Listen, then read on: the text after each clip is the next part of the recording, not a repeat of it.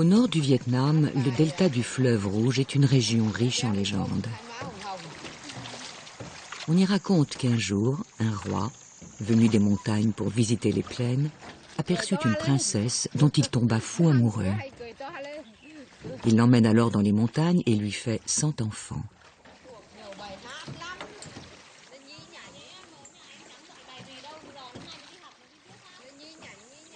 La princesse aimait le roi et chérissait ses enfants.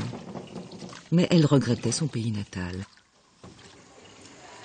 Comprenant son chagrin, le roi lui dit « Tu es une fille de l'eau, retourne donc vivre dans les plaines d'en bas. » Il partage les enfants en 2 groupes et 50 d'entre eux partent avec la princesse au pays de la terre et de l'eau.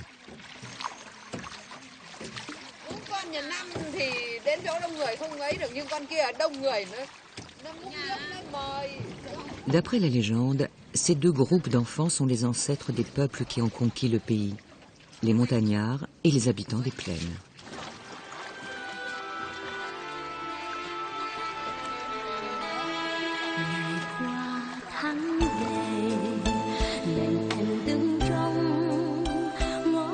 Du fleuve Rouge au delta du Mékong, les paysages, les fleuves et les villes racontent l'histoire de ces peuples et la naissance du Vietnam.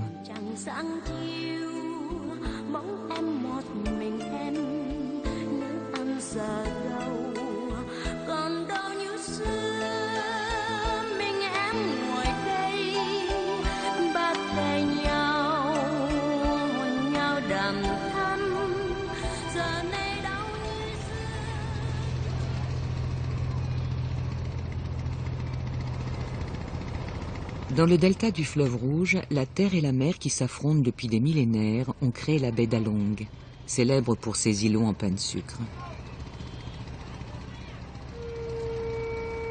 Classée au patrimoine mondial de l'humanité, la baie n'a pas toujours été sous les eaux. Et au néolithique, ces plaines étaient parcourues par des peuplades qui s'abritaient dans des grottes et chassaient avec des flèches de bambou.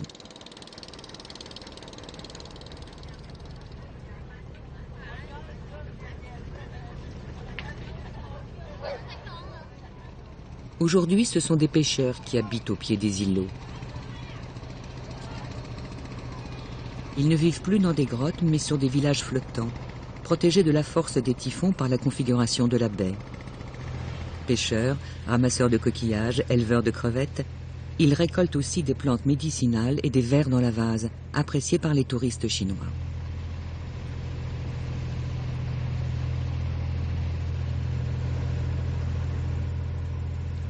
Proche de la Chine, la baie a été le théâtre de nombreuses batailles. Et au cours des siècles, les flottes vietnamiennes et chinoises s'y sont souvent affrontées.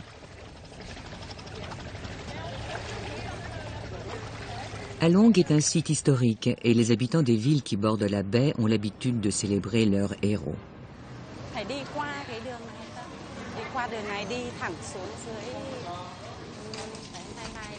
Chaque année, Madame Zun, professeure de littérature, emmène ses élèves au pied de la falaise qui domine la baie pour honorer la mémoire du général Tran Un Dao, vainqueur des Chinois au XIIIe siècle.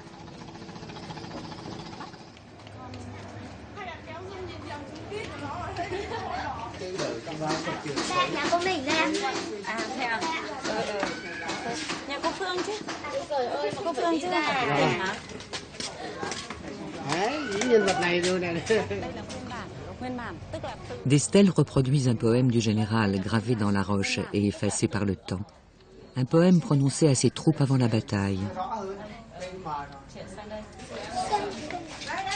J'ai trop attendu ce jour, j'ai oublié de manger, j'ai oublié de dormir, j'ai pleuré. Attaquons, je veux dévorer la chair et le foie de l'ennemi, boire son sang. Alors, même si mon corps doit être jeté dans les champs ou enterré dans une peau de cheval, je serai heureux.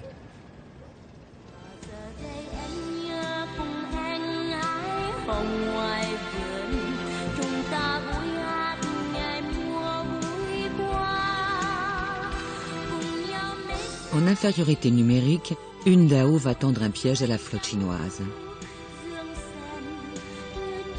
Il fait planter dans l'eau des pieux dissimulés par la marée montante.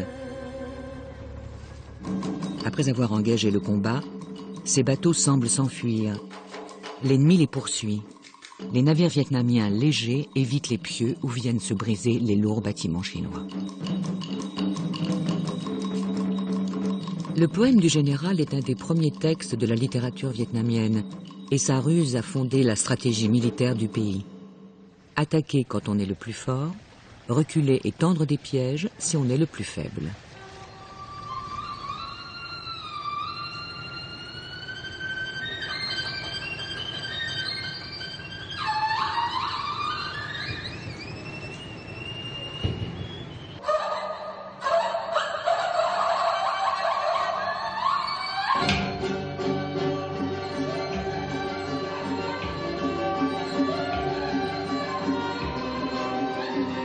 En remontant le long de la frontière chinoise, le relief change. Le pays devient montagneux. À la ville frontière de Lao Cai, le fleuve Rouge apparaît. Venu de Chine, le fleuve a creusé les montagnes et ouvert des vallées, devenues autant de routes d'invasion pour les envahisseurs du Nord.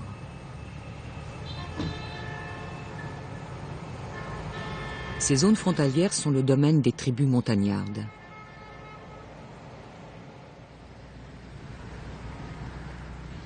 Ce sont les Miao, les Yi et les Yao, les Hmong et les Lolo. De religion animiste, ils honorent les esprits des eaux, des montagnes et des champs.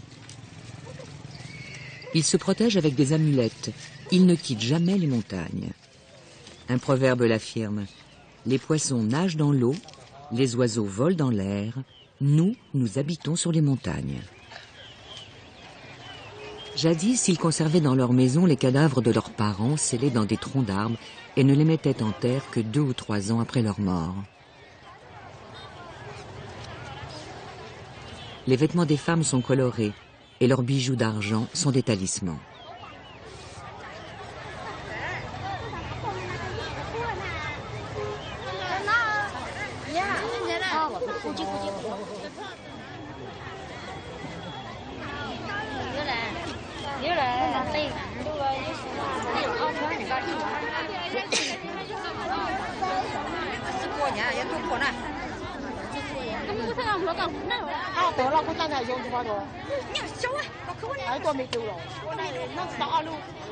Le Vietnam est un pays multiethnique. Parmi ses 80 millions d'habitants, 87% sont d'origine viette, 13% sont issus des peuples minoritaires, répartis dans différentes régions du pays.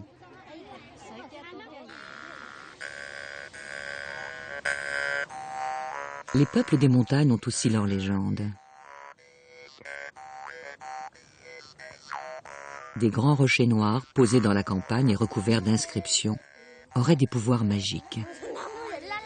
Personne ne sait traduire leurs signes, attribués à des populations disparues.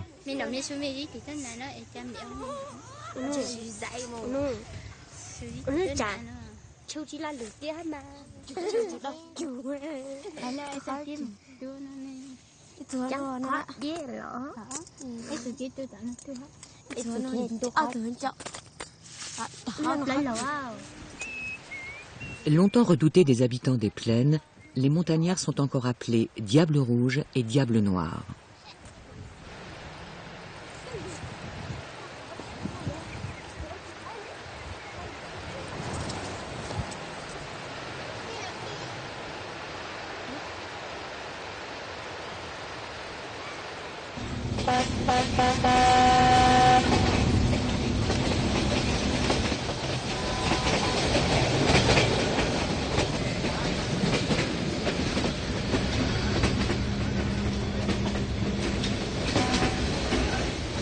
Un train part chaque matin de Lao Cai pour Hanoï et descend la vallée du fleuve Rouge. Depuis des siècles, les paysans élèvent des digues et creusent des canaux pour maîtriser ses eaux et retenir ses alluvions, les limons rouges qui lui ont donné son nom.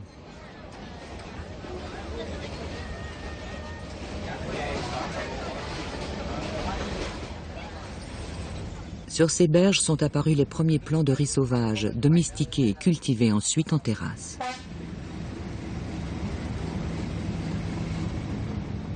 Chaque année, à la saison humide, grossie par les pluies et la fonte des neiges, le fleuve sort brutalement de son lit et détruit tout ce qui a été construit. C'est le moment où la terre et l'eau se confondent et les habitants désignent souvent leur pays en accolant ensemble les mots terre et eau.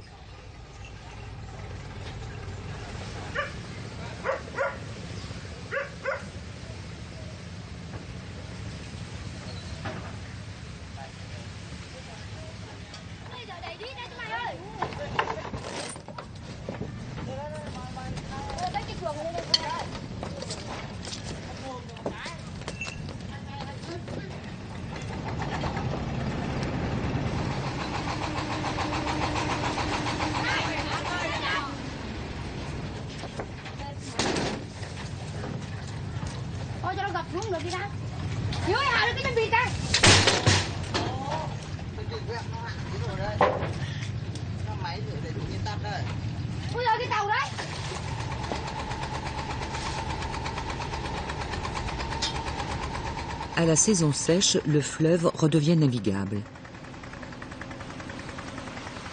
Avec ses affluents et ses canaux, il est la principale voie de communication à travers le nord du pays. Des bateaux le sillonnent, sampans, barques de pêcheurs, navires marchands, péniches, dragues flottantes, qui sans cesse luttent contre l'ensablement des fonds.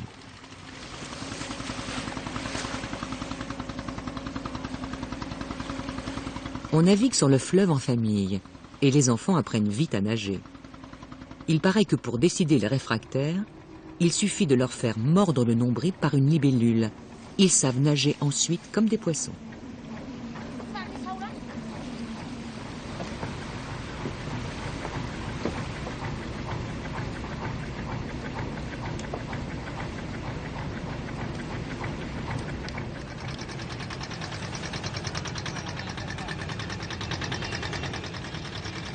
Trois ponts enjambent le fleuve et annoncent Hanoï, la capitale. Le plus ancien et le plus célèbre, le pont Long Bien, a été construit en 1903 par le gouverneur français Paul Doumer. Plusieurs fois bombardé pendant la dernière guerre du Vietnam et chaque fois reconstruit, il est encore en service, réservé aux trains, aux piétons et aux motocyclettes.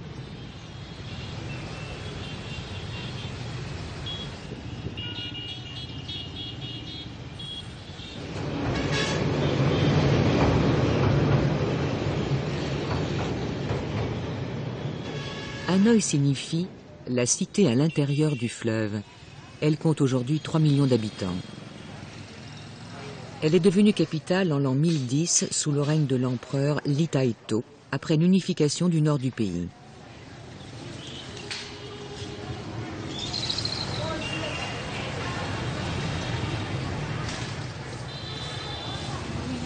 L'enceinte était percée de 4 portes.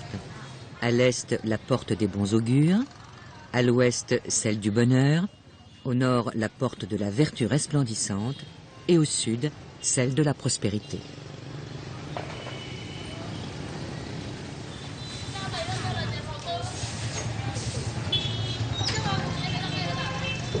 Les chroniques de l'époque décrivent des maisons faites de bambou, de bois et d'herbes qui ne résistent pas aux pluies tropicales et brûlent rapidement. Les hommes valides devaient lutter contre les incendies.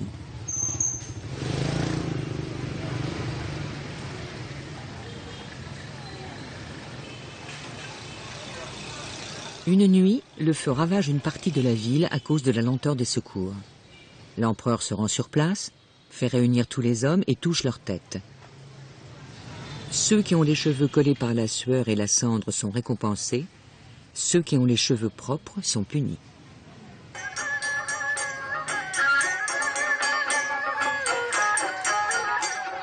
Capitale politique du pays, Hanoï est aujourd'hui la ville des célébrations historiques. Les grands personnages ont leur statut. Après leur mort, ils deviennent des divinités tutélaires. Leurs anniversaires, la commémoration de leur victoire, sont l'occasion de défilés en costume, de manifestations où se retrouvent les associations de quartier, les vétérans, les délégués des villages de la région.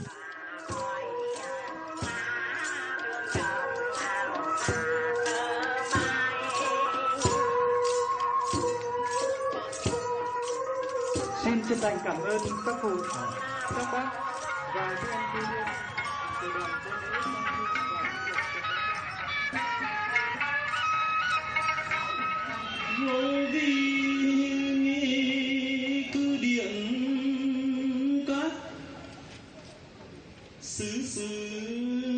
Les jardins de l'ancienne citadelle accueillent des concours de calligraphes et des joueurs d'échecs.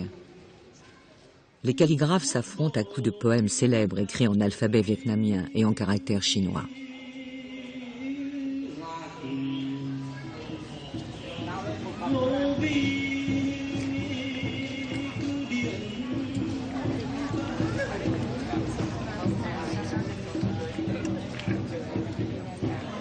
Les amateurs de bonsaï viennent admirer les collections avant d'assister au tournoi d'échecs.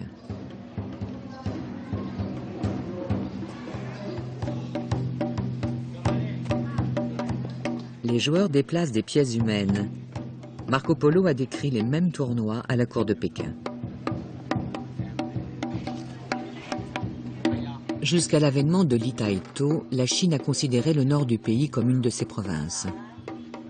Pendant 10 siècles, l'alternance d'occupation et d'alliance, de révolte et d'échange ont formé l'originalité du peuple vietnamien, farouchement indépendant, mais nourri de culture et de philosophie chinoise.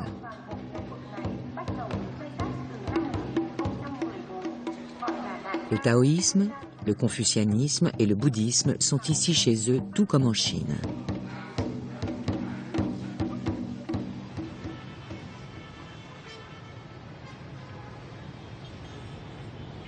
La ville moderne a conservé peu de monuments anciens et le temple de la littérature au cœur de la ville est un des rares témoignages du passé. C'est une école créée par Li Taito pour former les premiers fonctionnaires du pays viet.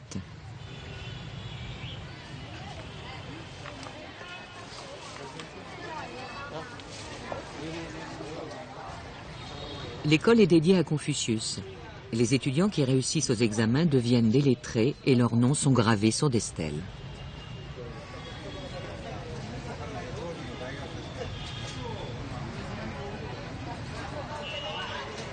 Aujourd'hui, on dit qu'elles portent bonheur à ceux qui les touchent.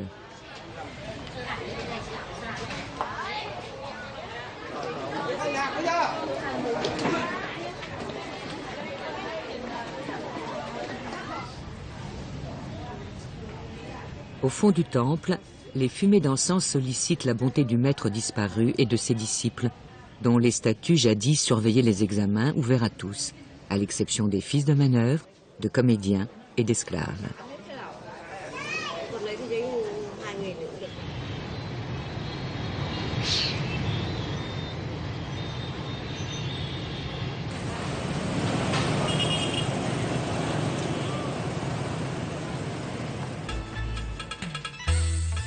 Les ethnologues ont bâti un musée où sont reconstituées les habitations du Vietnam ancien et de ses différentes populations. C'est le décor préféré des photographes de mariage.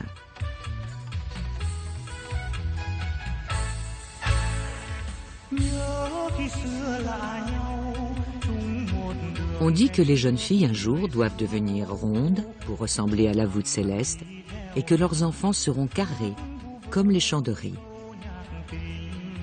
Les proverbes, les sculptures, les symboles de la fertilité rappellent que l'idée de couple est liée au désir d'enfant, au souci d'une descendance pour assurer ses vieux jours et perpétuer le culte des ancêtres.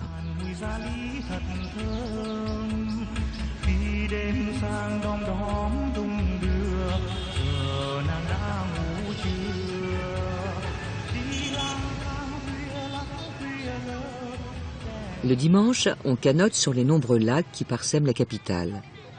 Ils ont été creusés par les anciens souverains, adeptes de la géomancie, pour fixer sur la ville les souffles bénéfiques portés par le fleuve Rouge.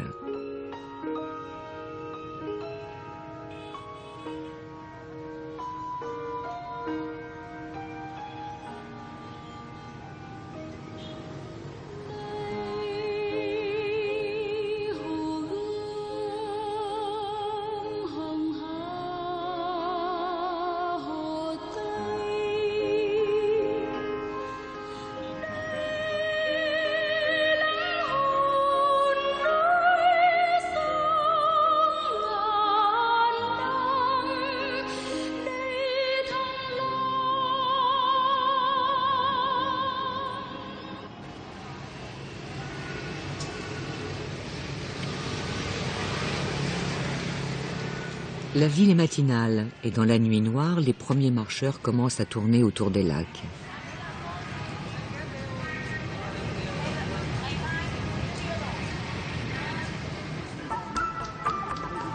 C'est le moment favorable pour les exercices matinaux. Ils sont bien meilleurs quand ils sont faits avant l'aube. On régule les flux de yin et de yang, on accumule de l'énergie, on se met en forme pour la nouvelle journée.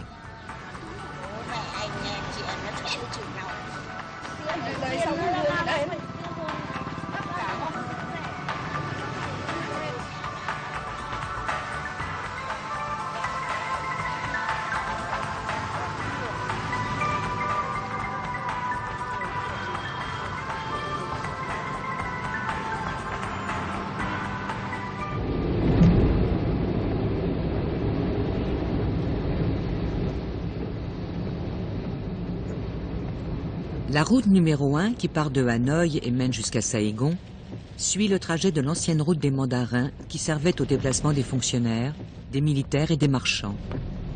Elle suit le trajet de l'expansion du peuple viet, très vite à l'étroit dans le nord du pays.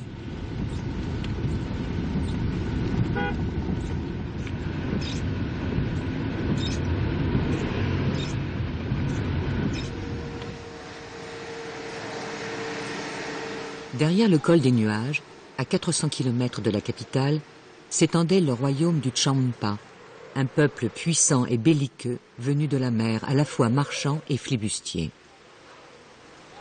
Pendant longtemps, les relations entre les royaumes Viet et Cham oscillent entre alliance et affrontement. Puis, en 1470, 250 000 soldats du pays Viet envahissent le Champa et détruisent son armée.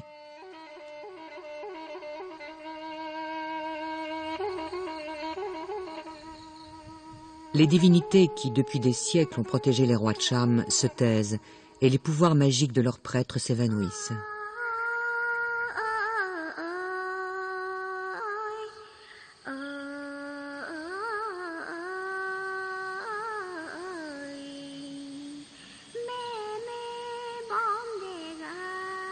Les sanctuaires sont abandonnés. Les symboles de puissance et de fertilité venus des Indes et les statues mutilées interrogent vainement le ciel.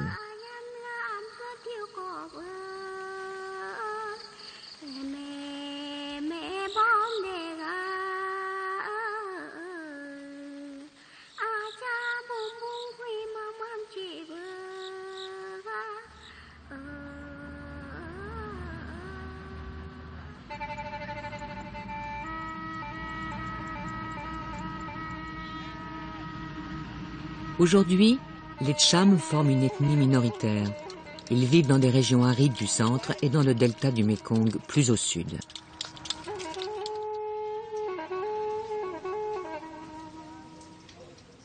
D'anciennes annales les décrivent comme noirs de peau, les yeux profonds, le nez droit et saillant. Ils sont très propres, se lavent chaque jour plusieurs fois, se parfument avec un onguent de camphre et de musc.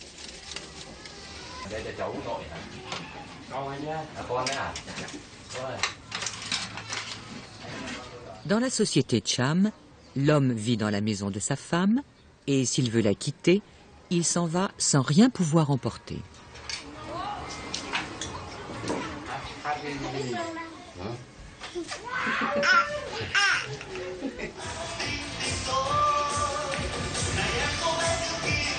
Les voyageurs sont mis en garde. On rencontre chez les Cham des sages qui écrivent et lisent le sanskrit, mais aussi des mauvaises gens qui enlèvent les étrangers pour leur ôter la bile et la boire mêlée à du vin.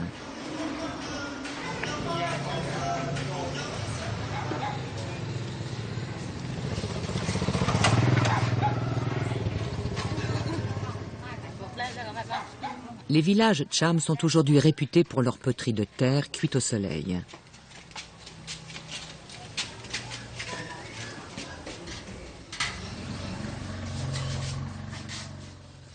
Les techniques sont les mêmes depuis des siècles.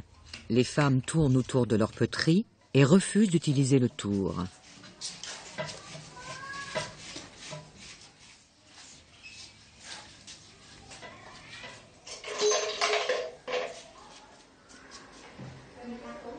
Leurs vases, ornés de figures hindoues, sont vendus dans tout le pays.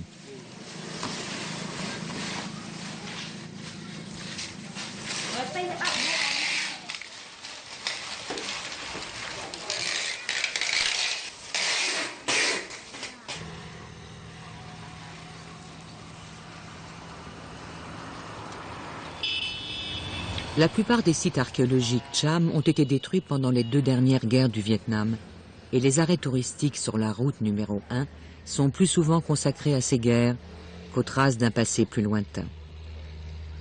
Le pont sur la rivière Ben Hai est incontournable.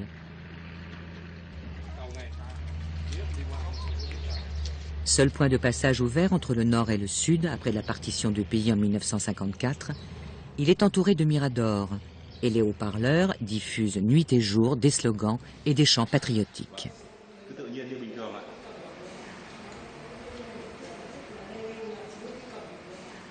Cette région, de part et d'autre de la ligne de démarcation, devient pendant la Deuxième Guerre du Vietnam une zone de destruction bombardée quotidiennement.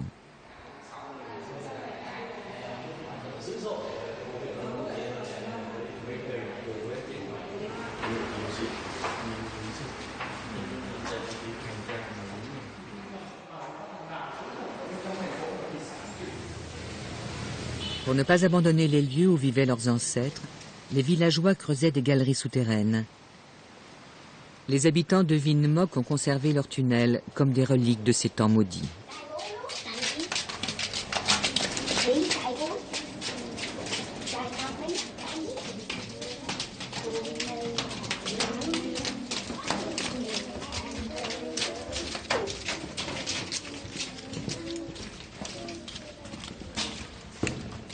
Ils y ont vécu pendant 7 ans.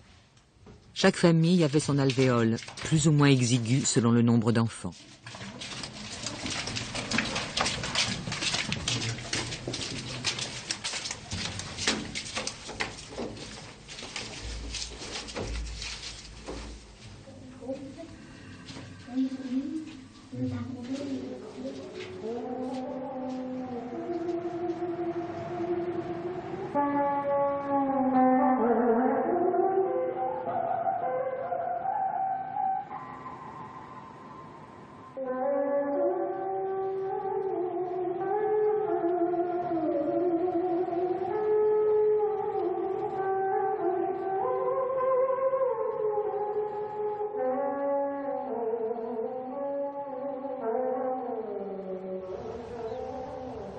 Sur les montagnes, quelques tours Cham ont échappé aux bombes.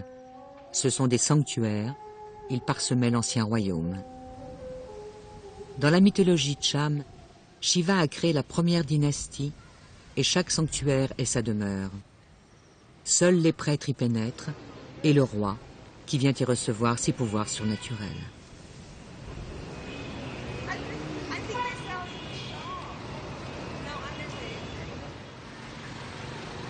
Au cœur de la ville de Nha Trang, les tours continuent d'accueillir les fidèles. Bâties sur une colline, elles sont précédées d'une salle à colonnes réservée aux audiences royales.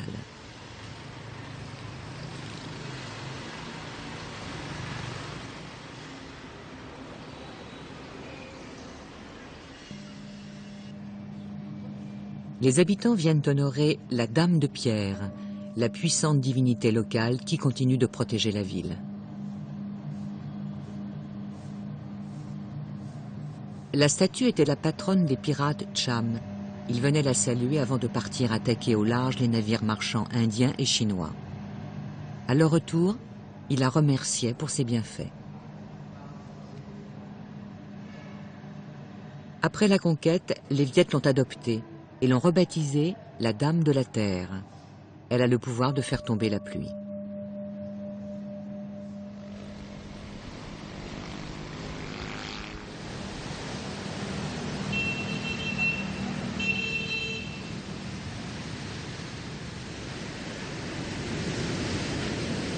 Nha Trang est aujourd'hui une des premières villes balnéaires du pays. Les Vietnamiens s'habituent peu à peu aux plages, qu'ils ont longtemps ignorées, et les exercices physiques matinaux, recommandés par la médecine traditionnelle, sont remplacés maintenant par des séances de massage. Nặng không? Em thấy nó nặng.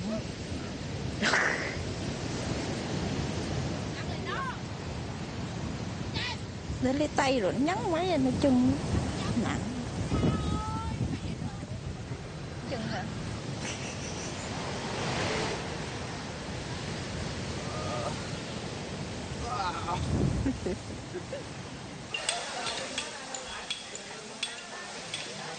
Pour ceux qui recherchent des divertissements plus collectifs, les collines voisines, aménagées en bassin, proposent des bains de boue.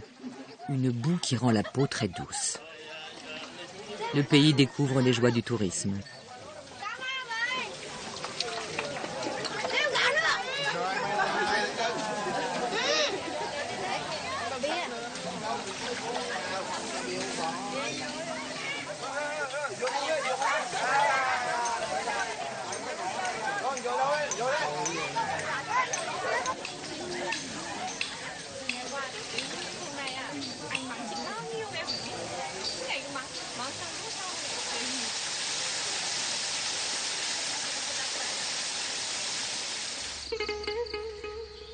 En 1895, un jeune médecin de marine s'installe à Nha Trang, où il fonde le premier institut Pasteur.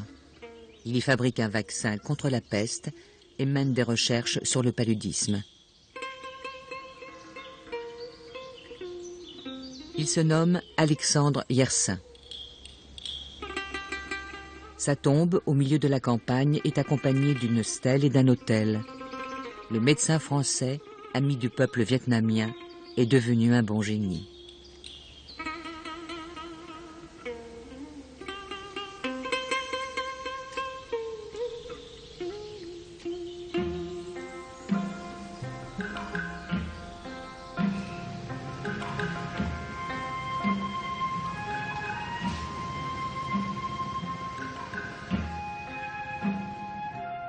Près de l'Institut Pasteur de Nha Trang, un musée retrace la vie de Yersin au Vietnam. Médecin, chercheur, amateur de littérature policière, explorateur.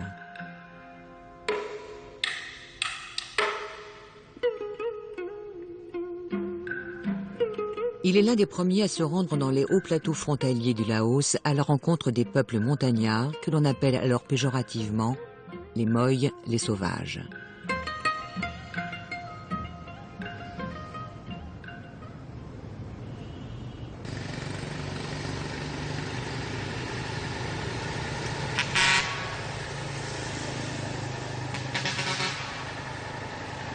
Ceux qu'on appelait sauvages vivent depuis des milliers d'années sur les hauts plateaux. Issus de lointaines migrations, leurs ancêtres sont venus d'Australie, d'Indonésie, de Papouasie. Ils sont restés à l'écart des conflits qui opposaient les Viet et les Cham, payant un tribut tantôt aux uns, tantôt aux autres, mais gardant leur indépendance. Ce sont les gens d'en haut.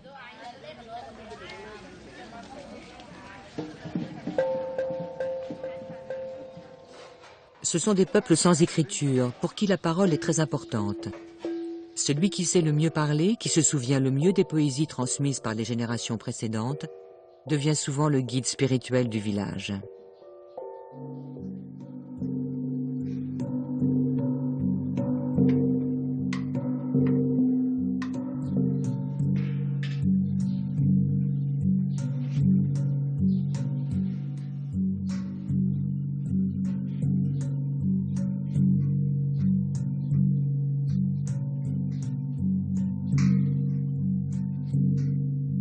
Ils s'appellent les Sedans, les Djarai, les Radés, les Banars et les Aidés.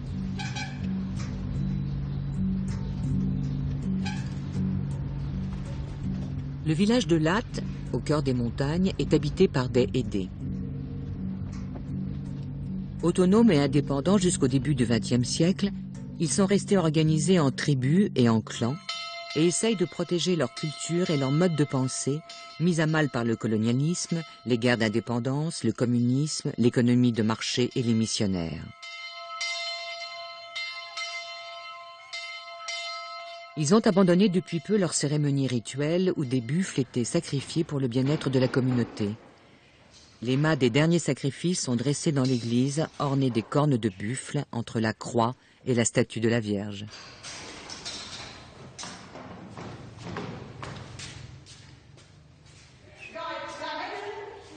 Depuis quelques années, les terres des hauts plateaux deviennent un enjeu économique. Situées en altitude, elles permettent des cultures intensives de fleurs et de légumes achetés par les habitants des grandes villes, toujours plus nombreux. Les Hédés voient leur territoire se réduire et les forêts disparaître.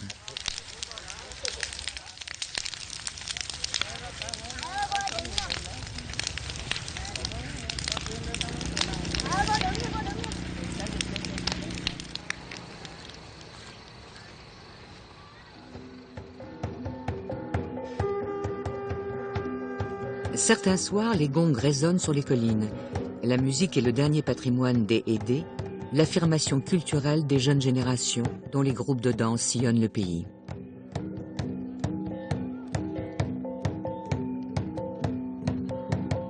Celui qui sait accorder les gongs est un médium, car ce sont les esprits qui connaissent les notes justes, les esprits des arbres et du vent, du tonnerre et de la pluie, les esprits des animaux qui la nuit parcourent les forêts, les ours, les tigres et les singes.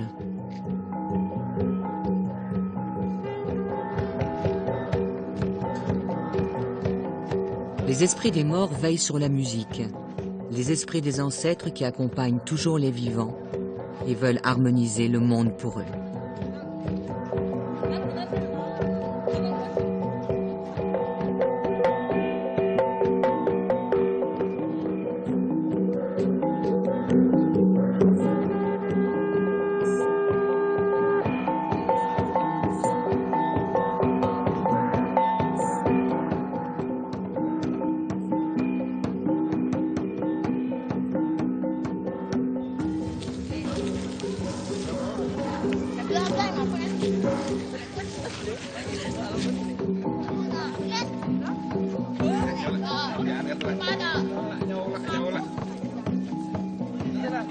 Génie de la terre, génie du sol, je vous appelle tous ici.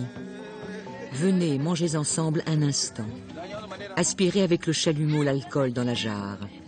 Puisez avec le tube de bambou. Je vous appelle tous à l'échange des sacrifices, ô génie.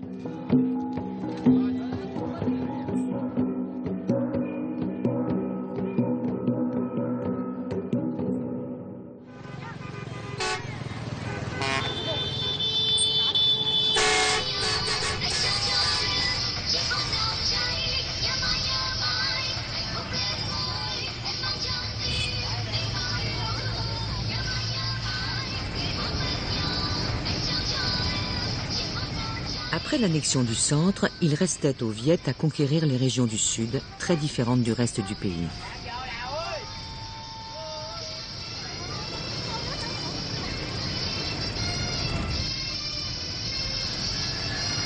Des Cham y vivent et des Khmers, car depuis plusieurs siècles, la région appartient au roi du Cambodge.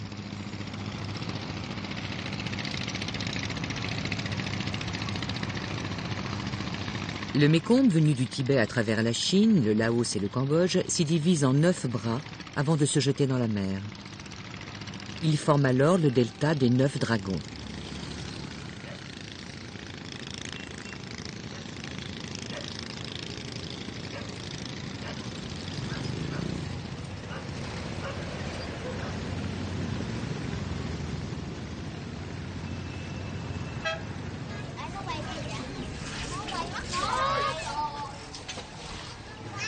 Les villages sont à la fois terrestres et aquatiques.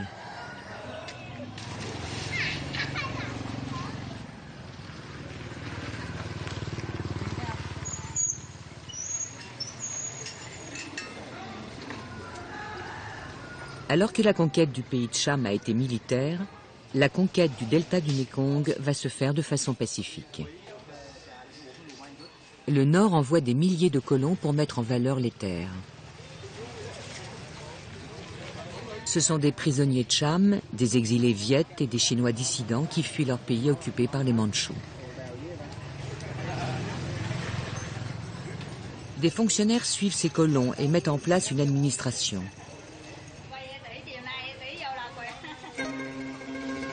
Peu à peu, ils prennent le contrôle de la région. Au XVIIIe siècle, les Viet peuvent annexer le delta du Mékong. La marche vers le sud est terminée et fixe les frontières du pays.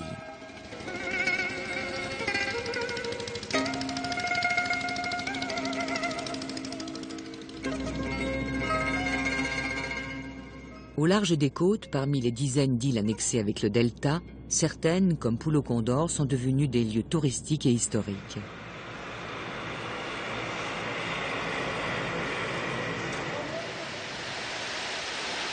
Au XVIIe siècle, l'île est encore inhabitée. Un naufragé y survit seul pendant 12 ans avant d'être recueilli par une jonque chinoise. En 1862, la France s'en empare et occupe le delta du Mékong, prélude à son aventure coloniale.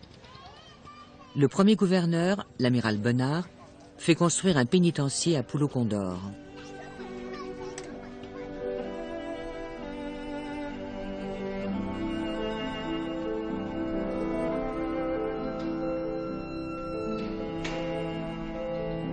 Cinq ans plus tard, le bagne compte 500 détenus.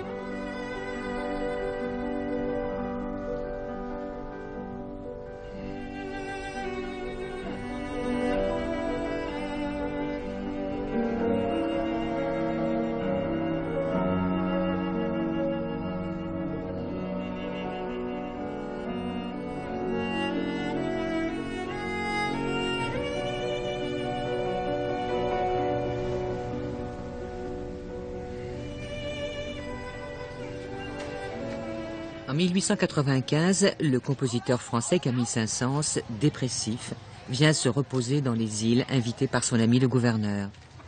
Il est logé dans la maison des passagers, réservée aux hôtes de marque en bord de mer.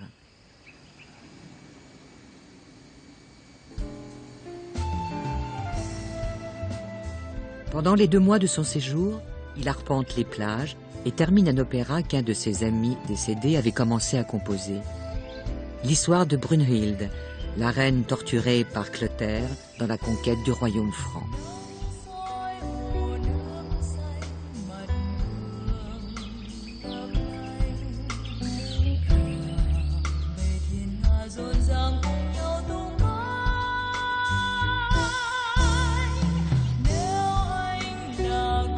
En 1900, l'inspecteur des colonies constate la mort de 400 prisonniers sur 750 après une épidémie. Il demande la fermeture du bagne, qui est au contraire agrandi.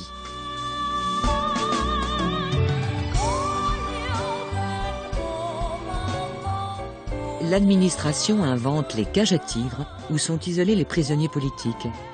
Des cellules au plafond ouvert et barodé sur lesquelles marchent les gardiens.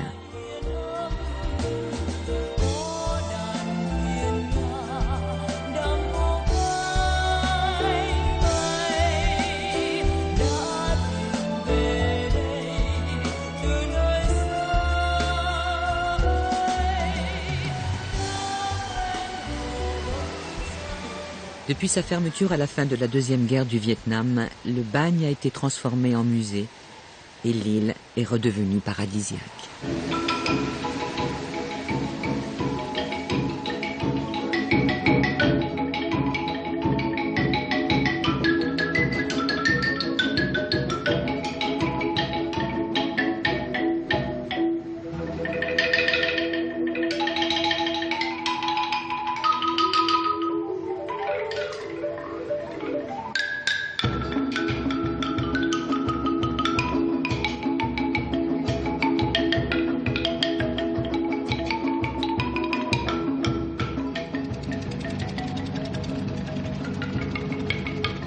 La conquête géographique du fleuve Rouge au delta du Mékong et les 2 guerres d'indépendance ont transformé le pays. Elles ont déplacé des populations, brassé des cultures et des religions différentes, répandu une langue et une écriture communes. Il en est résulté une société complexe, dont la diversité et le dynamisme se retrouvent à Saigon, rebaptisée Ho Chi Minh Ville, la métropole du Sud, le moteur économique et la plus grande ville du Vietnam.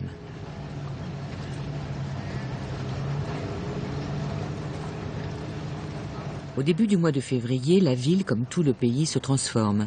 L'activité ralentit, les administrations et les écoles ferment pour plusieurs jours. Tous les Vietnamiens vont célébrer l'arrivée du printemps, la fête du Tet. L'année du chien s'achève, celle du cochon commence.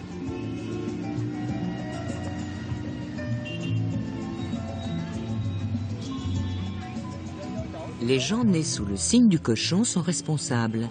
Ils assument leurs échecs comme leurs réussites, obstinés, rien ne les arrête dans leur charge. En amour, ils sont délicats.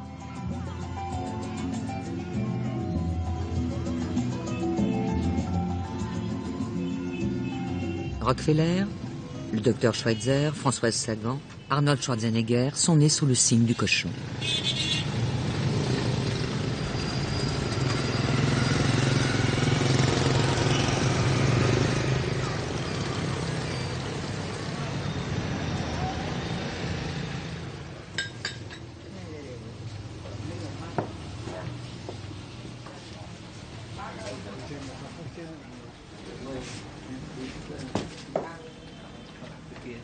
Chez Monsieur Diem, on a préparé le voyage de l'esprit du foyer, qui à cette date s'en va au ciel rendre compte des faits et gestes de la famille pendant l'année écoulée.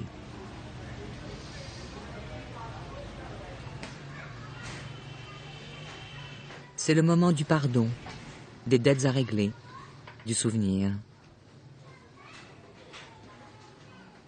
Les âmes des morts, avec leur pouvoir surnaturel, visitent le monde des vivants, les guident et les conseillent.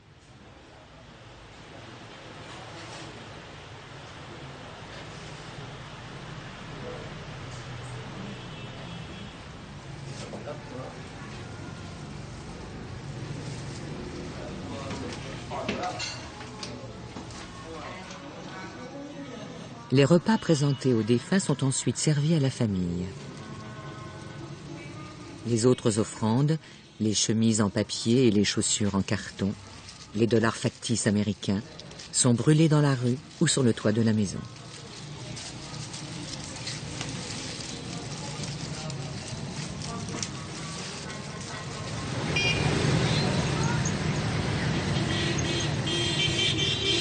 Au moment du Tet, tout le monde ou presque redevient bouddhiste et les pagodes ne désemplissent plus du matin au soir.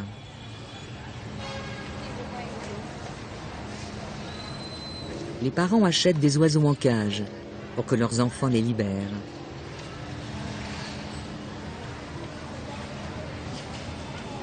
Les brûle-parfums géants suffisent à peine à contenir les bâtonnets d'encens dont les fumées convoquent les divinités.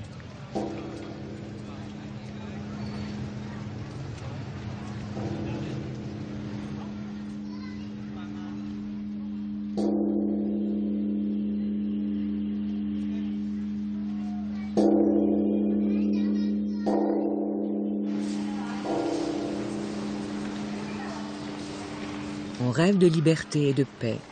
On fait des souhaits pour les siens et pour soi. On sait que ce jour-là, les statues riches d'énergie sont généreuses.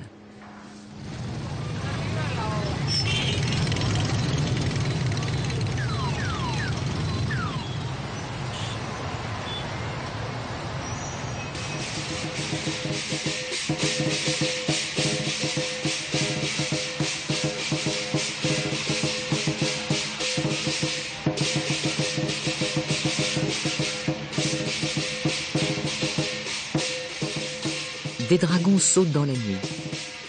Ils miment la colère, la joie, la peur et l'amour.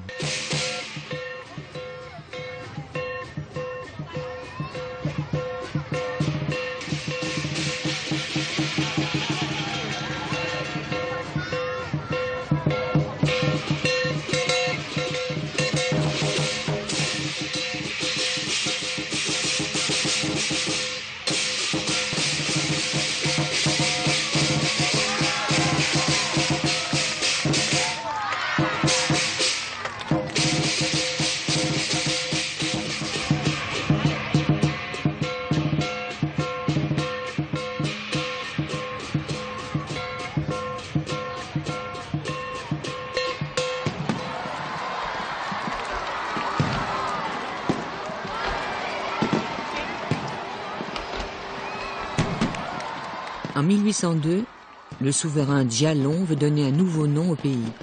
Il sollicite l'autorisation de l'empereur de Chine pour ne pas le froisser. Il propose le nom de Nam Viet, le pays conquis par les Viet. Son puissant voisin lui fait remarquer que ce nom a déjà été utilisé par un ancien roi Viet, coupable de lui avoir volé 2 provinces. Jialong résout le problème en inversant l'ordre des mots. Nam Viet devient Vietnam.